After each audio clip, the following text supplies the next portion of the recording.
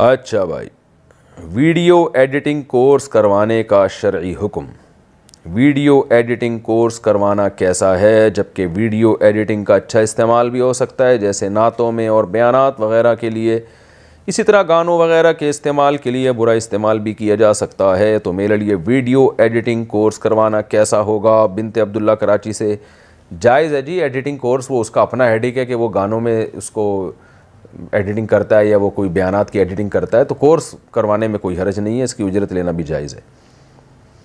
Shares की ख़रीदो फ़रोख्त के क्या उसूल हैं? किसी कंपनी के शेयर ख़रीदने के क्या उसूल हैं और क्या आदाब हैं? आदाब ये हैं कि तमीज़ से ख़रीदें, आप आदाब कह के ख़रीदें। किसी कंपनी के शेयर ख़रीदे जा सकते हैं और कौन से शेयर ख़रीदे जा सकते हैं? किस कंपनी के शेयर ख़रीदे जा सकते हैं और कौन से शेयर ख़रीदे जा सकते हैं?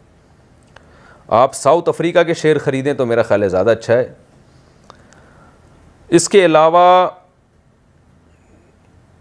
ये क्या लिखा हुआ है भाई, लोन नोट्स या डिबेंचर नोट्स के ख़रीदने का क्या हुक्म है? राशिद साहब कराची से। देखें, शेयर ख़रीदना यानी कंपनी के शेयर ख़रीदना, इसमें उसूली तौर पर बेसिक शर्तें ये हैं। सबसे पहली बात, वो कंपनी जायज़ और हलाल कारोबार कर रही हो। शराब की कंपनी, सूदी बैंकों की कंपनी, इनके शेयर ख़रीदना बेचना नाजायज़ है। नंबर 2, कंपनी के एसेट्स वजूद में आ चुके हों। बाज़ कंपनी अभी नई नई होती हैं, उनमें सिर्फ उनके पास वो होते हैं, यानी सयाल रकम होती है, लिक्विड फॉर्म में होती है, जिसको इनकी इस्तिलाह में, मईशत की इस्तिलाह में ये कहा जाता है सयाल रकम, यानी उनके अभी कंपनी के एसेट्स कोई वजूद में नहीं आए होते। तो ऐसी सूरत में शेयर अगर ख़रीदा तो प्रॉफिट के साथ बेचना जायज़ नहीं है, क्योंकि वो ऐसा ही है कि उसके पीछे पैसा है, तो पैसे के बदले में आप बराबर पैसा तो ले सकते हैं, कमी बेशी जायज़ नहीं है। तीसरी शर्त यह है कि शेयर आपकी मिल्कियत में आ चुका हो, आपके कब्ज़े में आ चुका हो। तो कब्ज़े में हिस्सी कब्ज़ा तो होता नहीं है, तो उसका कम से कम दर्जा ये है कि वो आपके नाम ट्रांसफ़र हो चुका हो।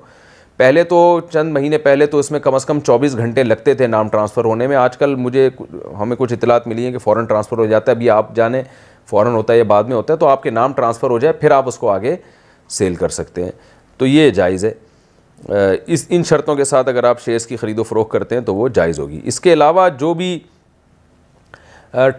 आपने जो बाकी चीज़ों के बारे में पूछा है, तो उसमें भी उसूल ये है कि कोई भी सर्टिफिकेट आप ख़रीदने हैं तो ये देखा जाएगा इसके पीछे है क्या। अगर उस सर्टिफिकेट के पीछे सिर्फ पैसा ही पैसा है, कोई यानी एसेट्स नहीं है, तो आप, अगर ये सिर्फ पैसा ही पैसा है, तो जितने का सर्टिफिकेट है उससे कमी बेशी में बेचना जायज़ नहीं है। और अगर उसके पीछे कोई एसेट्स भी वजूद में आ चुके हैं, यानी वो नुमाइंदगी कर रहा है, वो जो भी आपके पास जो भी रसीद है वो नुमाइंदगी कर रही है कि उसके पीछे कुछ असासे भी हैं, तो फिर आप उसको इसी शर्त के साथ कि वो आपके कब्ज़े में आ जाएं या आपके नाम हो जाए, तो फिर आप उसको आगे फ़रोख्त कर सकते हैं कमी बेशी के साथ भी।